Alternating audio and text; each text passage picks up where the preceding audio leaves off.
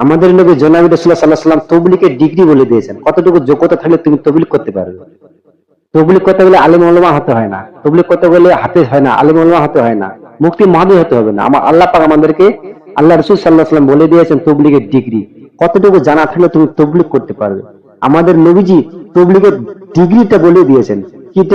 কি ডিগ্রি দিয়েছেন? বাল্লাগুয়ানি ওয়ালা মুআয়া। আমার কাছ থেকে তোমার যদি একটা কথা জানা থাকে, তোমার রেসপন্সিবিলিটি জিম্মাদারি হইলো এই খবরটা তুমি অপর ভাইয়ের কাছে পৌঁছে দিও। এই পৌঁছে দেওয়ার জিম্মা দিয়ে আল্লাহ রাসূল সাল্লাল্লাহু আলাইহি ওয়াসাল্লাম শুধু সাহাবাদেরকে দিয়ে গেলেন না, কিয়ামত পর্যন্ত আলেম উম্মতকে দিয়ে গেলেন। এই কিয়ামত পর্যন্ত আনেওয়ালা উম্মতকে দিয়ে গেলেন জিম্মাদারি। এই যে দিন আমানত হয়, এই আমাদের খেয়াল করা যাবে না। এই দিন আমানত দেয়, দিনের আল্লাহ পাক আমাদের জিম্মাদারি দিয়েছেন।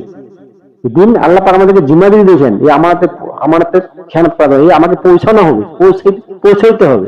তোমার যতটুকু জানা থাকে, যতটুকু জানা থাকে অতটুকু তুমি পৌঁছে দাও। তবলিগের ডিগ্রি আল্লাহ রাসূল সাল্লাল্লাহু আলাইহি ওয়াসাল্লাম বলে দিয়েছে। আল্লাহ আমাদের তৌফিক দান করুন। আমালাইনা ইন্নাল্লাহ।